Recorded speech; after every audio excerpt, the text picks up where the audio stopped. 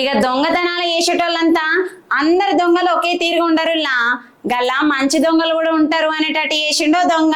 ఇక మీరు ఏమనుకోకుర్రి, నేను దోచుకున్నదంతా మళ్ళా మీది మీకు నెల రోజులలో ఇస్తా అని లెటర్ రాసి పోయిందంటే చూడుర్రి ఎంత మంచి దొంగనో. తమిళనాడులోని ఒక ఆయన శాతగాని వయసులో పెండ్లాంని తోలుకొని కొడుకు దానికి పోయేస్తా అని పోయినట్టుల్లా. ఇక గల్లు తిరిగి వచ్చే ముందు రోజు గల్లు ఇంట్లో పని చేసే ఒక ఆమె క్లీన్ చేద్దామని పోయే వరకు డోర్లు అని తీసున్నాయట.